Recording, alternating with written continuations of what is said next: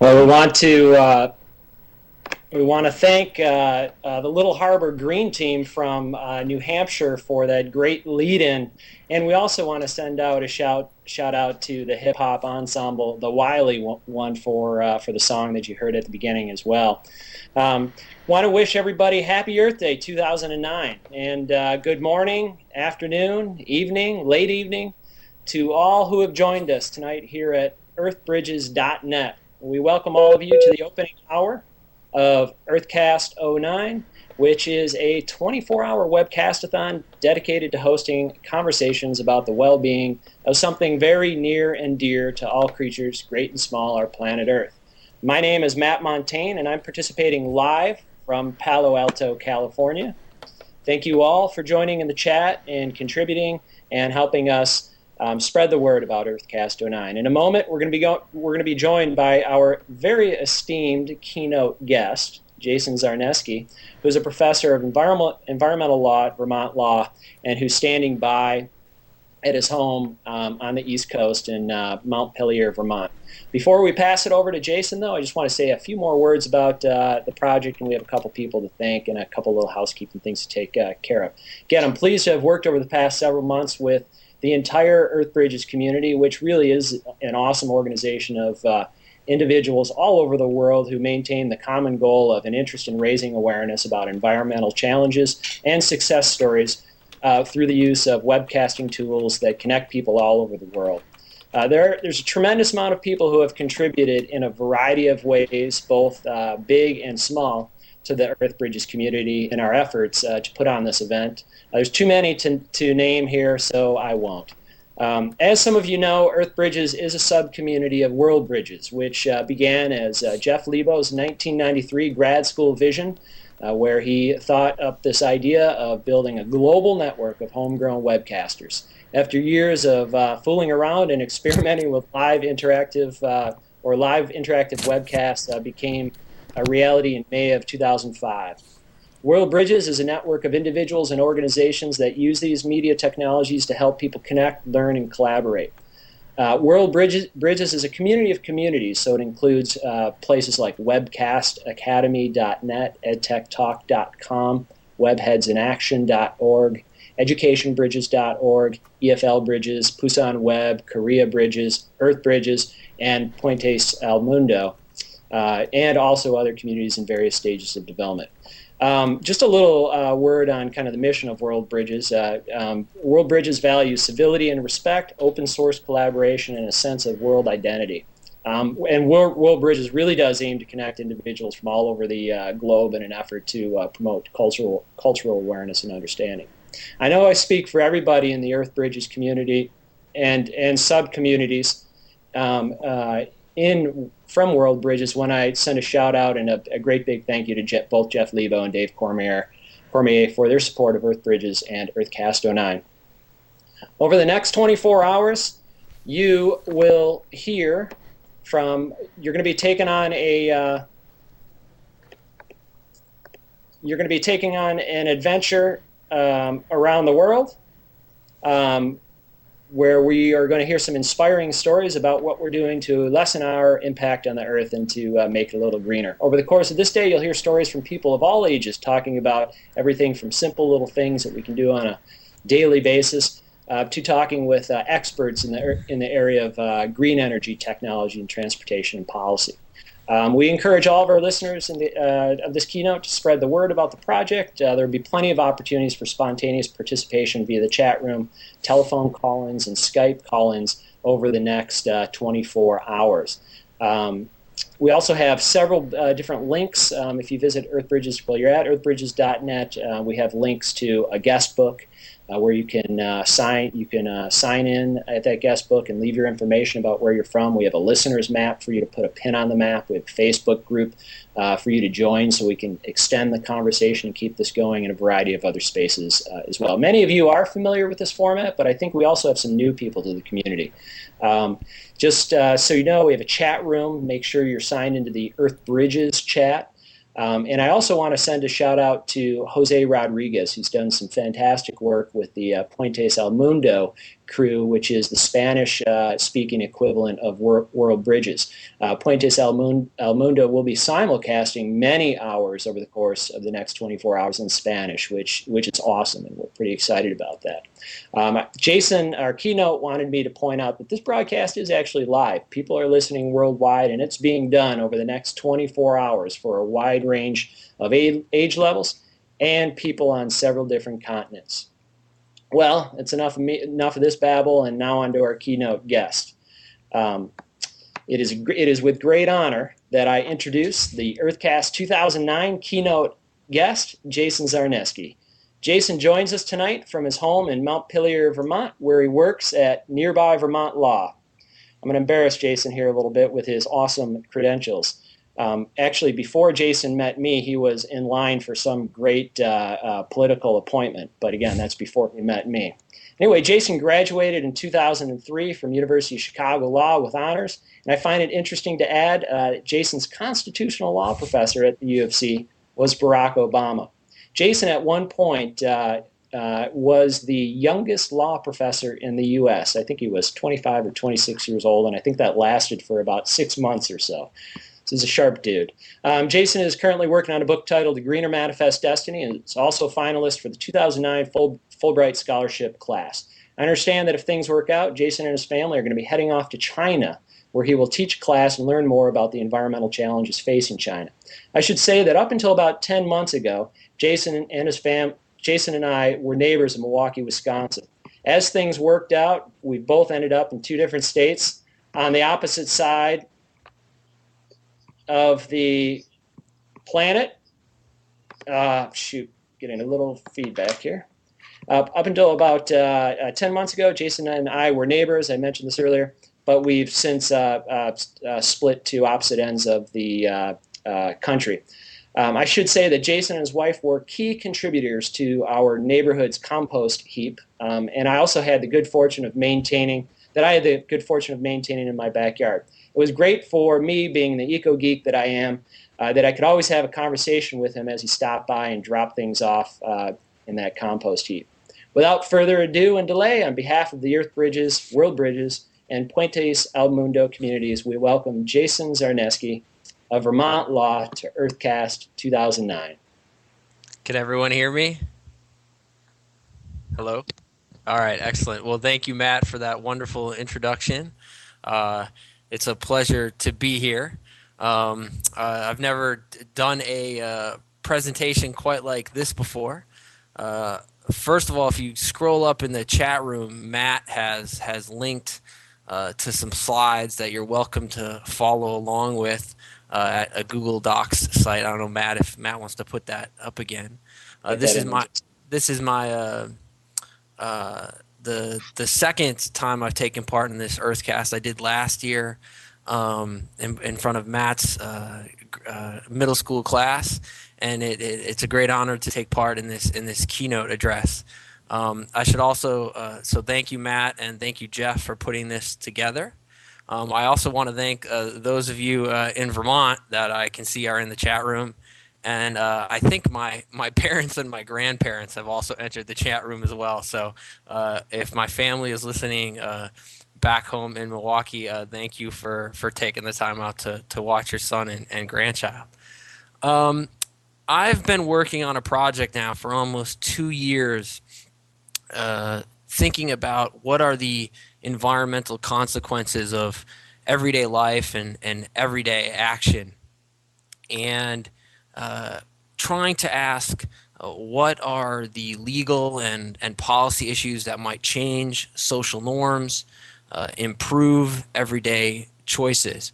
And so I've actually changed the title of the book already from A Greener Manifest Destiny to Everyday Environmentalism. And you can see that right on the slide. And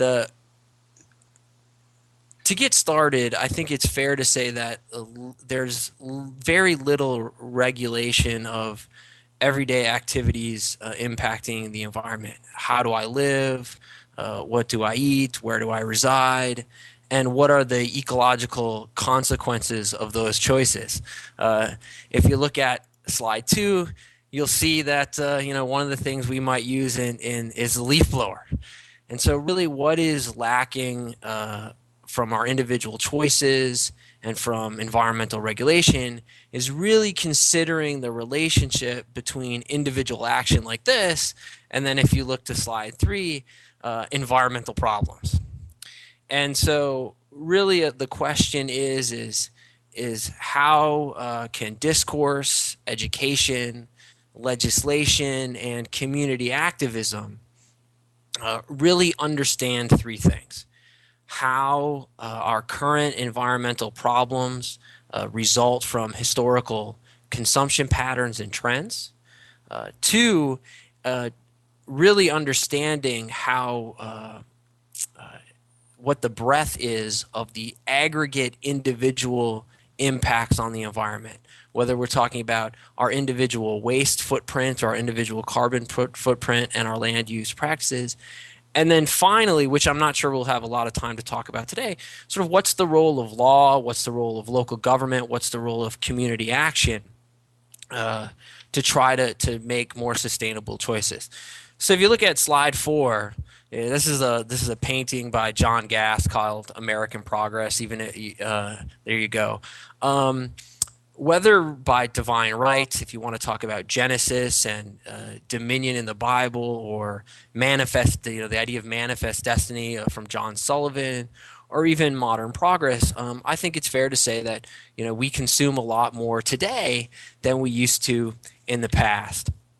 And as we look at the next slide, by any measure, personal consumption has gone up in the United States. In addition, by 2050, the world's population will increase from 6.7 billion people to more than 9 billion people, and the global environmental problems are fairly significant: overpopulation, hunger, freshwater scarcity problems, climate change, and an over-reliance on fossil fuels. And if one of the things that people are familiar with is climate change, and if you look at the next graph on climate change, you'll see that greenhouse gas emissions have grown significantly over time. And if you just think about the last 8 years, 6 of the warmest years ever were in the last 8 years. And so we have all these serious environmental problems. And you might ask, so what if climate changes? So what if the planet's temperature increases? But these things are both caused by and impact everyday life. Climate change is changing football practice schedules across the country. Alaska's Iditarod race no longer starts in Wasilla because there's not enough snow. If you're a baseball fan, ash bats will no longer be available because warmer climate is allowing the emerald ash border to thrive, which is affecting our baseball bats. Obviously, there's a lot of serious impacts as well: changed weather patterns, shifted plant and animal ranges, and different migratory bird locations and ocean temperatures. So that's sort of the background of consumption, of serious changes. Climate change is something we know a lot about, or at least we talk a lot about. And what I would really like to focus on is how we can address an unregulated locale, and that's the home.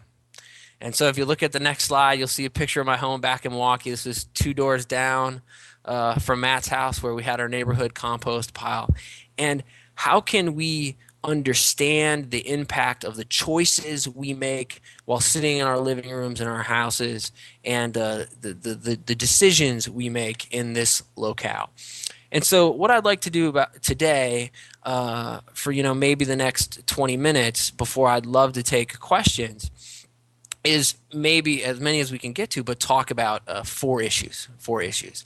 And these 4 issues all show how individual choices can really lead to some pretty significant environmental impact, something I call household environmentalism. So we can talk about the home energy and waste footprints, how we might improve them, and how might law and legal regulation improve them. We'll talk about food choices. I know people often are concerned, should I buy organic? Should I buy local? Should I buy conventional? What are the land use practices from those sorts of decisions and the carbon footprints that result?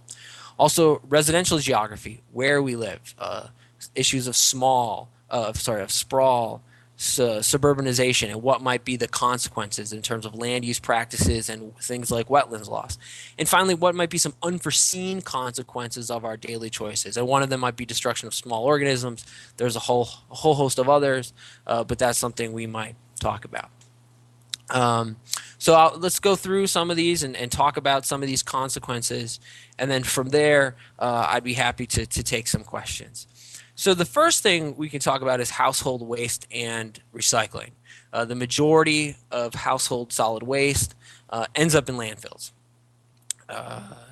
2/3 of the 250 million tons of municipal garbage ends in landfills.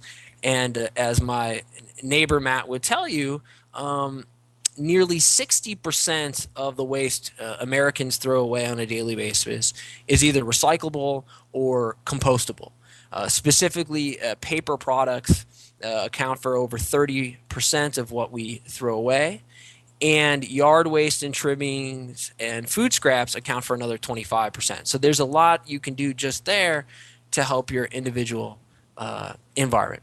Now, what's really amazing is we can think about the entire United States carbon footprint. And the U.S. is the largest carbon footprint in the world. And obviously other countries are growing, specifically China. And so the U.S. ranks at the top of that list. Now, if we just look at the aggregate individual carbon footprint, so only based on those choices you make in your house, when you decide to turn on your lights, when you drive your car, not industry, not power plants, not any of those things, just if we aggregated all the individual carbon actions, the U.S. individual share would be the third largest carbon polluting nation in the world. So think about that when you decide to use your electric can openers, riding lawnmowers, electric hedge trimmers, two-stroke cycle engine lawnmowers, your weed whackers, and your chainsaws, that these things have a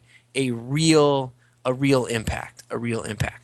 Similarly, it has an impact when you're deciding how you might get to work or how you might get to school. There's a big difference if you decide to drive a car, take the bus, or walk. And this is why not only is individual behavior important, but as we might take, I'll be happy to take questions about things like the Obama administration, the environment, and the stimulus package. It may also be important for us to build infrastructure for things like mass transit and things like that. Now, I'd be remiss if I didn't point out that there are a number of what you might call social justice or environmental justice concerns also when we think about our day-to-day activities. For example, Americans generate nearly 2 million tons of household hazardous waste per year, things like paints, cleaners, batteries, and a big problem with e-waste, those computers and things like that. And those oftentimes end up in developing countries, third world countries, and so that is a concern as well. So one of the challenges, one of the areas of my research, and one of the things I'd be happy to answer questions about is, so what are the infrastructure? Like, what might be effective ways to deal with things like trash and recycling? We can have things like pay-as-you-throw-away communities, manufacturer take-back programs for electrical appliances. Also, things like developing infrastructure for neighborhood compost piles. Also, how can we make the home energy efficient? Might labeling work like Energy Star, or having better building and home housing standards? Similarly, transportation. Should we have tax for hybrid cars? Should we build a more effective high-speed rail system? Those are all things we might want to think about as we're trying to change what I call household environmentalism. So that's one topic, the idea that we have a household carbon footprint. Another is trying to figure out the true environmental costs of our food choices. And this is very interesting because there's a lot of intersection between what I might call food law and the environment. Various things impact the food we buy and what its impact is on the environment. Everything from food labeling, pesticides, and the Farm Bill.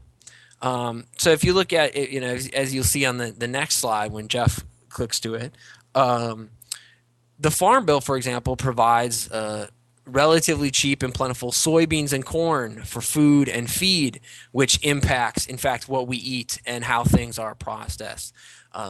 Pesticide usage is actually quite staggering once you learn about it. The United States accounts for 27% of all global pesticide use, and also the U.S. exports over 450 million pounds of pesticides per year to other countries.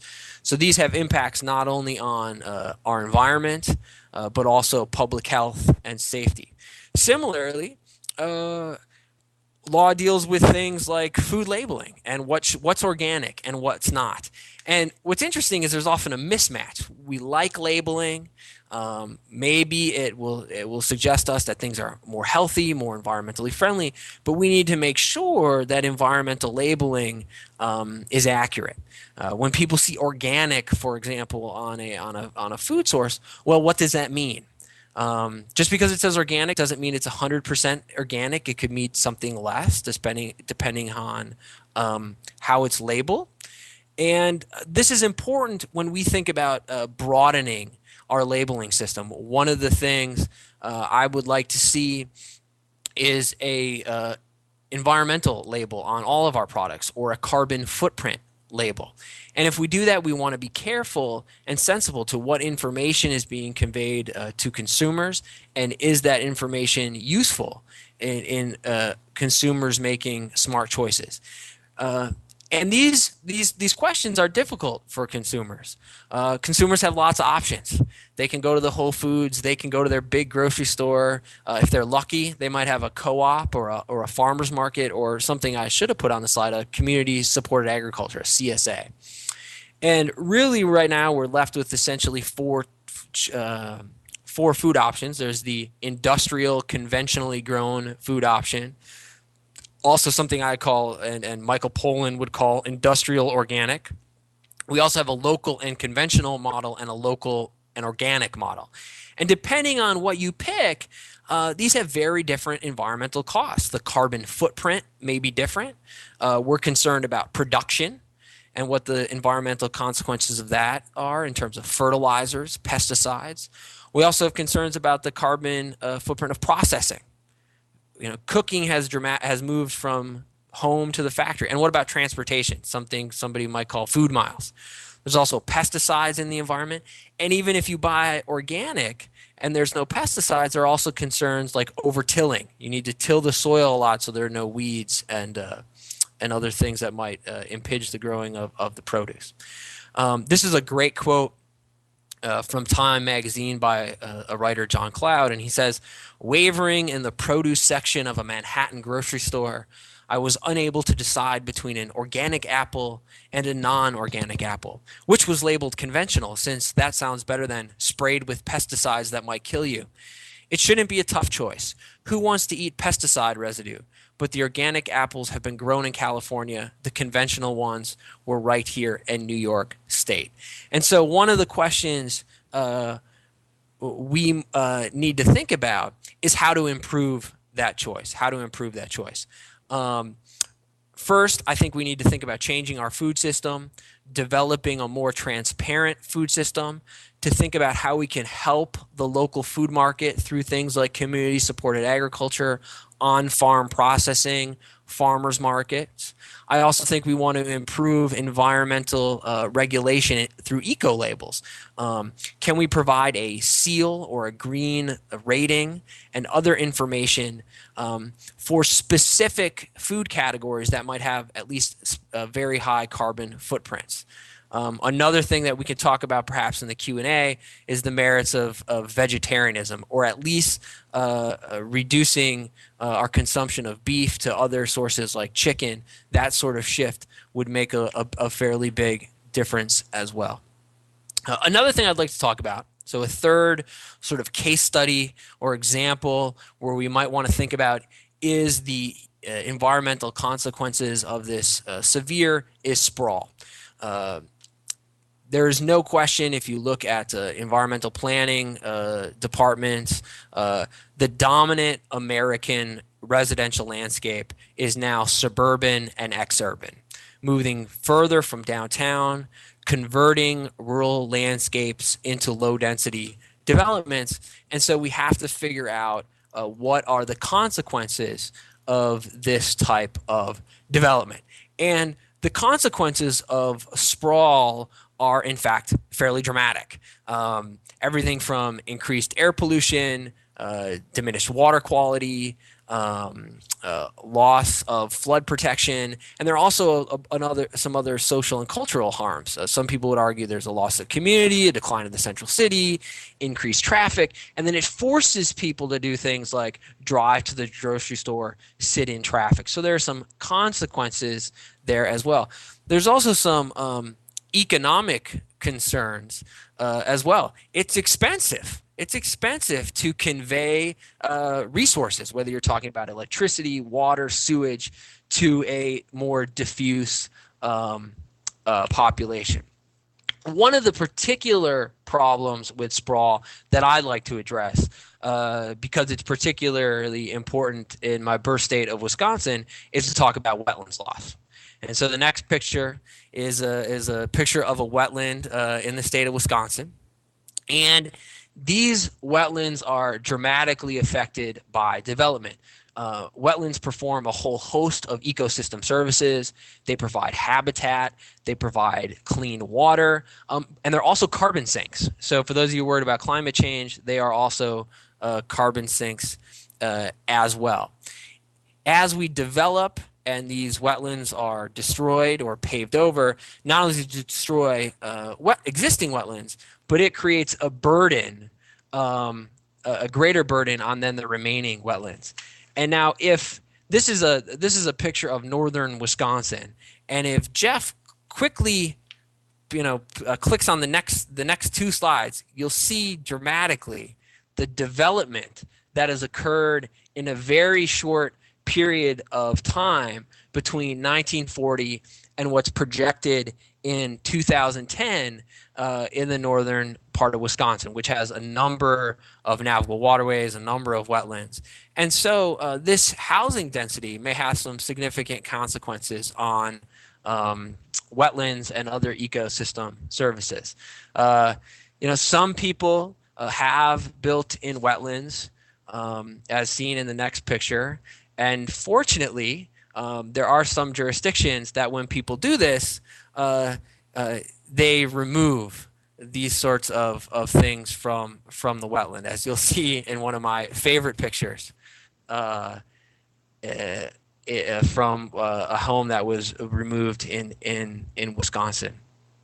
So the question is, how might we protect wetlands from sprawl? Wetlands are particularly difficult to protect in that, our individual interest in a particular wetland may be small, but in the aggregate, the harm is quite large. I think there needs to be a better system of intergovernmental coordination between federal, state, and the local level to protect wetlands. And we also need to value ecosystem services. What is the real value of having wetlands as habitat for tourism, for hunting, for migratory birds, as well as preserving water quality? And then also, what are the true costs of suburbanization? For example, a study from Rutgers University found that prohibiting sprawl would have an economic impact of $357 million among that would be spread about some number of landowners. But the cost to state residents to provide infrastructure to that same suburban communities would be over $8 billion. So it's also expensive, as I said before, to deliver services um, to these sorts of things. This is a quote from a Wisconsin Supreme Court case, Just versus Merrimack County, which says an owner of land has no absolute right to change the essential natural character of his land so as to use it for a purpose it was unsuited in its natural state. So the last thing I want to talk about is what might be some unforeseen consequences of our daily choices. So I've mentioned some consequences in terms of what energy we use in our home, uh, in terms of what we try to eat, and where we decide to live. But all these choices uh, may have an impact on small organisms, something that people don't think a lot about. I feel like we worry about the Wizard of Oz, lions and tigers and bears, oh my, but we don't think a lot about bees and pollinators and soil biota and things like that. It reminded me of a quote from one of my daughter's children's books, which says, "Hey, little ant down in the crack, can you hear me? Can you talk back? See my shoe? Can you see that? Oh, now it's going to squish you flat. Please, oh, please do not squish me. Change your mind and let me be. I'm on my way home with a crumb of pie. Please, oh, please don't make me die." And then the kid responds, "Anyone knows that ants can't feel. You're so tiny, you don't seem real. I'm so big and you're so small. I don't think it will hurt at all." And the reality is, we're in a world of hurt if we lose a lot of our small organisms. Our small organisms are facing habitat fragmentation due to increased sprawl and suburban development. They are harmed immensely by the type of pesticides used on the flowers that they pollinate. And I was shocked to learn in my research really how important pollinators are. One of the most amazing pollination stories that I've ever heard of is that of the bee pollination in the almond crop. Each spring, more than 1.3 million bee colonies, that's about one half of all the honeybees in the entire United States, are trucked to California almond orchards. And so 100% of the $2.2 billion U.S. almond industry depends on honeybee population. And so we have a monoculture that the bees need to pollinate, but it's also very hard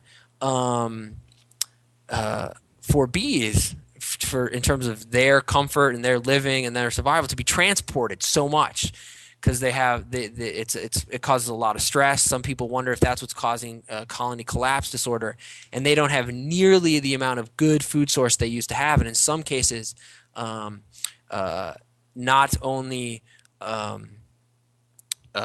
bees losing their habitat, but as a result, we're having to feed them high fructose corn syrup and pumping them with a number of miticides. I see in the chat room that someone says, "Isn't there a book all about reliance on bees?" Well, there are a lot of books on bees. There is one in particular I'd like to recommend.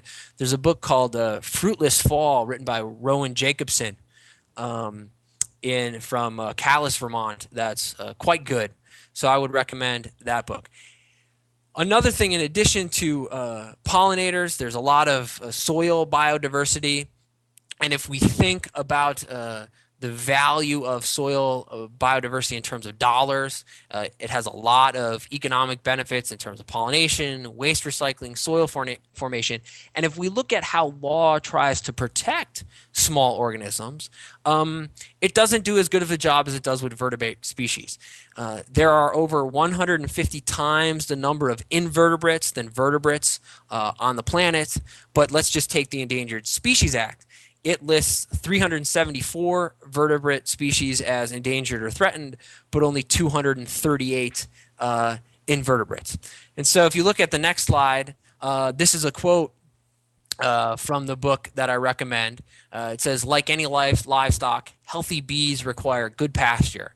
And that's what fewer and fewer bees can find. You might say that, like us, they're suffering from suburban disease, more roads, big box stores and developments, fewer wildflowers."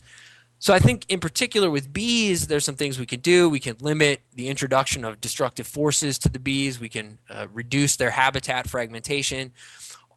We also need to do a lot of research on these small organisms. So there are some themes. There are some themes that I think people should think about as they're going about their daily lives. They should think about what are the aggregate impacts of individual choices on the environment. They should think about what can they do as individuals to change those choices. And I can talk about in the Q&A what might some individual options might be. But then my research is attempting to look at, well, how can we activate these sort of changes? How can we change social how can we save social norms? How can we change social norms? Well, we can think about sustainability legislation. I think there's a lot of power in providing individual information to consumers. The procurement power of consumers can create a lot of change if people know what are the ecological consequences of what they're buying. I also think there's a lot of room to do some exciting research in learning why people in communities make certain choices and what community initiatives can perhaps give people better information and activate new social and cultural norms. And I think also important that things are not only done at the federal level and the state level, but extra local level, neighborhood associations, localities, what they might do. And I, of course, think there's a lot of exciting things to be done with green technology. So to conclude, I'd like to say, I guess I'd like to make 3 points. The first is that knowledge is important. Knowledge is important. The impacts of everyday choices are underestimated. So we need to have knowledge about the impacts of our aggregate choices. Individuals in the United States account for 30 to 40% of greenhouse gas emissions in the country, which accounts for 8% of the world's total. So we need to have knowledge about our impacts. We also need to have knowledge about our choices and what might be some better choices. Try to eat organic and local. Eat less meat. Live close to where you work and play. See if your household can only get along with one car, and if it can get along with only one car, try to make it a fuel efficient one. Walk and take public transit when you can. Compost as much as possible. Stop your engine idling. Buy compact fluorescent light bulbs. Adjust down the thermostat. Decrease your household water temperature. Get that tire pressure gauge like the president suggested during the campaign. And educate yourself about both the ecological and economic costs of your actions in the long term. So the first point is knowledge. The second is regulation. And there are 2 points there. How can we develop smart information and eco labels for the consumer? And 2, how can we promote regulation and incentives in communities that will effectively change social and cultural norms?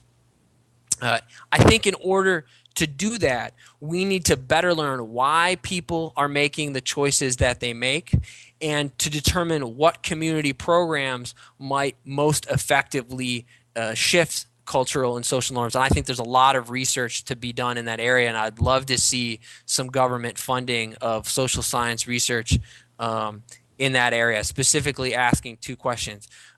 Why do you make the choices that you make? And then what is the most effective way to change those choices? Finally, I'd like to talk about sort of the recession and the stimulus package. This recession, while very difficult, is a great opportunity to change our behavior, to build infrastructure. Going through the 417 pages of the stimulus package, there is a wonderful amount of money available for energy efficiency, weatherization of homes,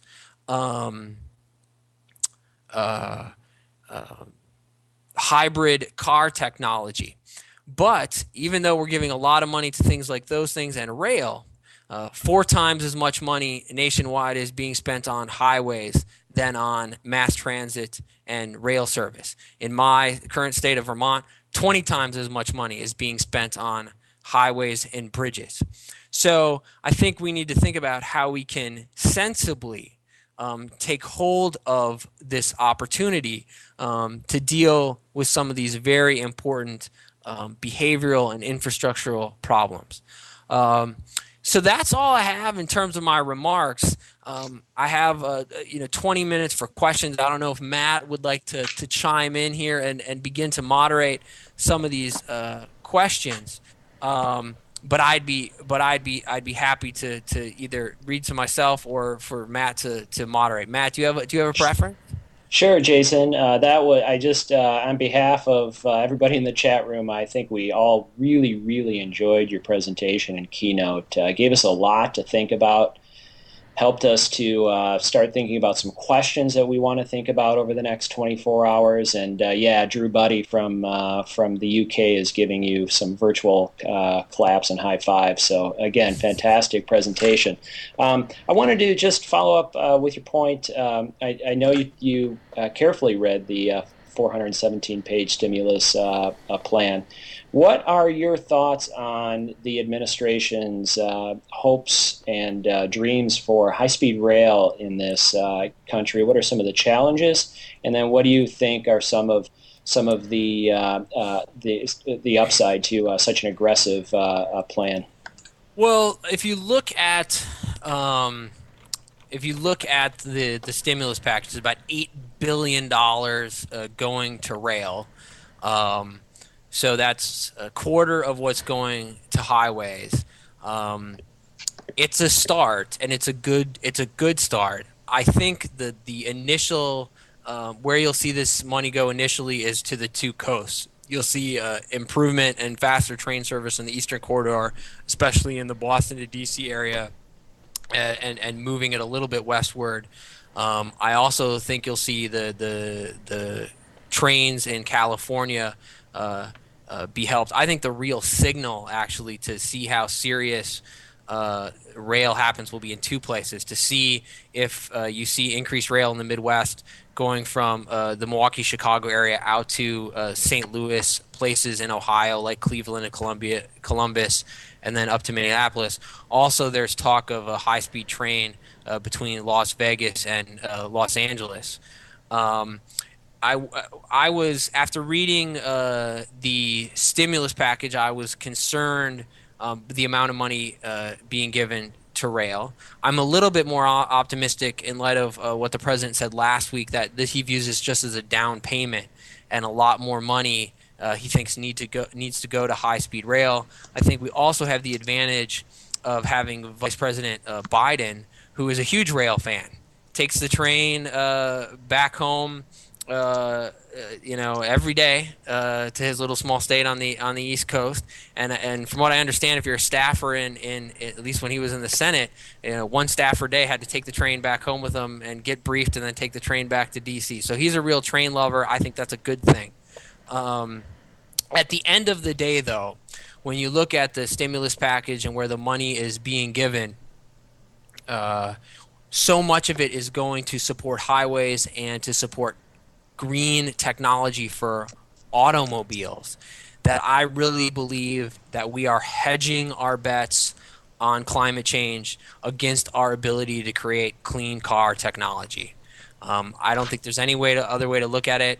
The car industry has free infrastructure with our roadways, and so our ability to reduce our carbon footprint will be directly related to whether or not we'll be able to reduce our reliance on fossil fuel burning motor vehicles. Jason, this Yeah, is I'm Jeff. sorry, I Jeff. had a question, if you don't mind. Hey, Jeff. Um, the global perspective on all this. I Mhm. know U.S. has not been an especially cooperative global citizen this decade so far, and this administration seems to have shown more willingness to cooperate. But since so many of these problems ultimately have a global solution, where do you see things at, not only with the U.S. Uh, willingness to to cooperate globally, but other countries that are on different points in their industrial development curve. Do you see any kind of global consensus happening to do what has to be done? Well, at this point, I don't see any global consensus. And the reason I don't see any global consensus developing is that the U.S. is the largest emitter of greenhouse gases by any measure. And until we take a lead on in terms of dealing with it, it's always going to be a problem to build a consensus. So I feel that the United States has the ability to really take a hold of this process. The Europeans are doing a better job, though they could do better. And there's been some recent critiques about how effectively the EU is cutting their greenhouse gas emissions. In terms of the developing countries, specifically India and China, I think that's a very difficult question. For the U.S. and the most developed countries in the world to ask places like India and China and other developing nations to reduce their carbon footprint for the benefit of the world when we have already used our carbon to progress more in terms of our infrastructure can be difficult to swallow. I am certainly sympathetic to the notion that other countries want to have the same standard of living as is available in the developed countries. And I think we need to ask a very serious question, which is if we are asking other nations to reduce their carbon footprint and they have been unable to develop to the extent we've been able to, that's a cost to them. And we really need to assess whether rich nations or richer nations should subsidize that development. I mean, should we, if we want people to stop emitting carbon emissions, A, we need to do so ourselves, but B, we need to help them do that as well. And I don't know if that means providing economic incentives for other countries to reduce their carbon footprints, if it's providing free technology and free information, but I think anyone from a sort of a social justice standpoint should be able to understand why other developing countries would want the same quality of life. And for us to say, oh, you just can't have that, I don't think that's a simple thing at all, especially a country like China that is developing at a rapid rate. I just saw that someone in the chat room says they should invite me to the UK to talk. Well, I'm happy to travel across the ocean to give a talk, but I will say that the carbon emissions of doing this online is a lot better than airline travel. So we'd have to buy some confirmed carbon offsets as well. Oh, that's a good point. While we have this break, Jason and Jeff, I just wanted to take a moment to let everybody know we're about 10 minutes away from winding up our opening hour of Earthcast 09 and our keynote with Jason Zarneski of Vermont Law.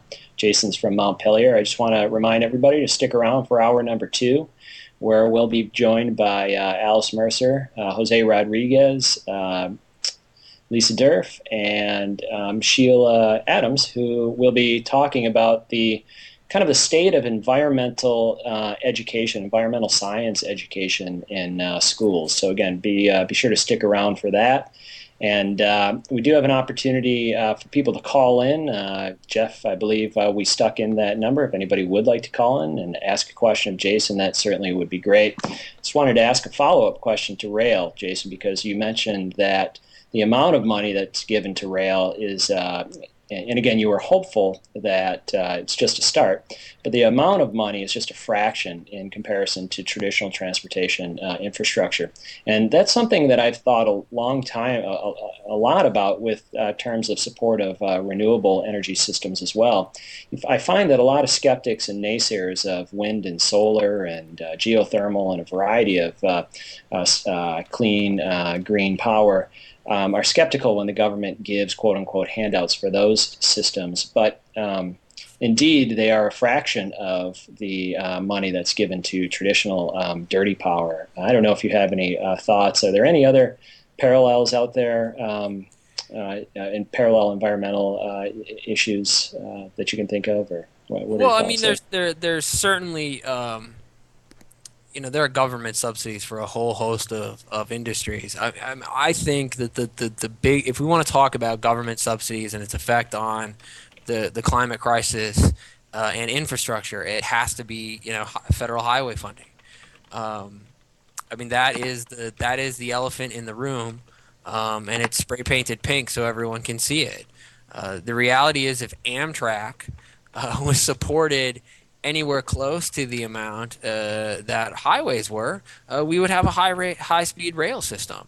And so, given that there's so many highways and car companies don't pay for them, that is the infrastructure that's been built. I also think that there are a number of localities historically that have had money to build light rail in their communities. Milwaukee, Matt, where we used to live, was one of them, and it took years for them to decide what to do with the money. They asked for some of it to be used for highway funding, and now they're still struggling, even though they have more money from the stimulus package, to even come to an agreement on what public transportation should look like in the city of Milwaukee. They've debated high speed, or not high speed, light rail for decades now, and it should have been built 20 years ago. So I think there is a cultural problem in terms of what people appreciating and understanding why public transportation might be a benefit. But I also think there's a reality. People like the freedom, right? People like the freedom to drive their own cars. People like, the freedom of the open road. And so I think for some people that have now grown up in the modern dominant model of big parking lots and cars, I actually think that people need to experience what it's like to be in a city where you don't need a car, or a place where you can get along with one car. And in fact, for you sports fans out there, I was reading Peter King's Monday Morning Quarterback yesterday, and he moved from suburban, I think, New Jersey or Connecticut to the south side of Boston. And in one of his travel notes for the day, he wrote, "You city folk have been hiding this from me. How wonderful it is to get along without a car. I walked 10 minutes to a meeting. I walked 5 minutes to the T, which is their metro. I then took the train to Boston, walked in Manhattan, and took the train back home." So I think, and this is not to criticize, people who live in other places, but we should explore what the options are for mass transportation. And when light rail is available and that money is available, we should use it. We shouldn't sit on it. We should build that sort of infrastructure. Yeah, and some people are commenting about light rail and light rail being fantastic and it being expensive, but it's kind of interesting. All of these solutions to some of our quote unquote problems are very old. I mean, how long has track transportation been around? How long has rain harvesting technology been around?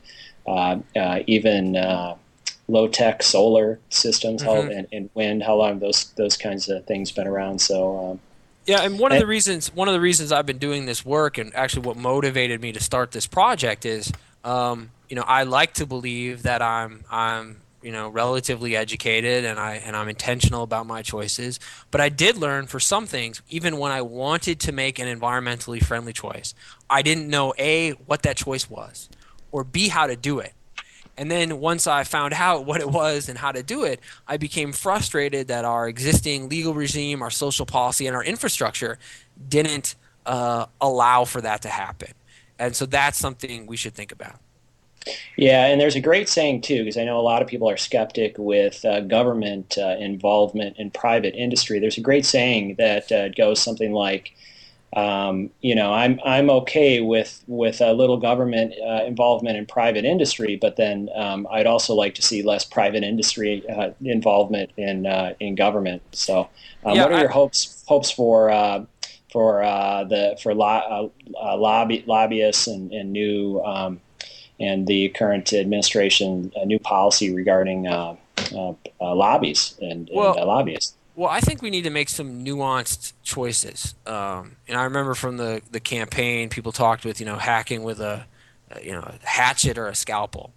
I think there are certainly some issues like wetlands protection, like building high-speed rail corridors that certainly require high levels of government action, both in terms of funding, in terms of coordination. Similarly, you might require government action to create a environmental labeling system for our products. Um, Anytime you do that, there are going to be interest groups that are going to try to capture the moment and control what those things look like. You know, where rail corridors are, what the labeling means. We see that in the organic context. And I think to a great extent, we need to live with that, and we need to be then engaged in the political process. There are other things, though, where I'd like to see the government not tell us what to do, but provide us the resources to do what communities would like to do. So don't tell community, activists or local governments what to do, but just provide them with the funding to create the sort of community initiatives so communities can decide what might be the best way to help the environment and preserve nature in their own communities. Because communities are going to be in a better position to answer that question than might be the federal government. Yeah, and Jason, just keep an eye on the clock here. We're about 3 minutes away from the top of the hour. Just want to remind everybody to stick around for hour number 2 of Earthcast '09's 24-hour webcast-a-thon being broadcast live on earthbridges.net by the Earth Bridges and Puentes El Mundo and World Bridges communities. Jason or Jeff, any final questions for Jason? Or Jason, any final thoughts you would perhaps like to send us out with here? Well, yeah, I guess the one thing I'd like, people to do, I guess I'd like people to do 3 things. I'd like people to understand and learn about the aggregate environmental impacts of their behavior. I'd like people to think about what they can maybe personally do to help the environment. But then I'd also like people to dig a little bit deeper. A lot of academics think that a lot of people can't do this, but I think people can. It might be hard to explain it, but they can. To try to understand the policy and regulatory and legal regime that's affecting your choices, because that will help inform you as to how you can be more active in your community, more active in government, more active in your making your choices to decide what might be best for the environment. Well, those are 3 great things to end our opening hour, Jason. I do want to second Drew Buddy's note in the chat room. Drew stayed up late. It's early in wee hours in the UK. It's almost 1 a.m. there. He said to please extend our deep thanks and congrats to you on a fantastic keynote and a great way to start Earthcast '09. And again, on behalf of everybody in the chat room and who's listened live and who's participated in this project in one way, shape, or form, bravo, virtual claps. That was an awesome presentation. Well, thank you very much. And I forgot to ask if anybody saved this via video or audio. And if they did, I'd love to have a copy. But if they didn't, I enjoyed it. And thank everybody. I thank everyone for participating. Everyone here in Vermont, everybody back home, everybody in the United States, and of course everybody worldwide. This is a great thing, and I look forward to coming back next year. So that's been hour number 1 of Earthcast '09's 24-hour webcast-a-thon. Please bear with us while we transition over to It's Elementary, where we'll be talking about the state of environmental science education around the world, actually. So again, please stick around for that. And again, Jason, great presentation. Thanks again. And I do think, Jeff, that we have this recorded somewhere, correct? Absolutely. It'll be online within hours. Well, that's if whoever could email me the archive, and I don't know if the chat is archived as well, but if they could definitely email me the video, that would be wonderful, as well as I don't know if the chat's archived. Thank you very much. All right.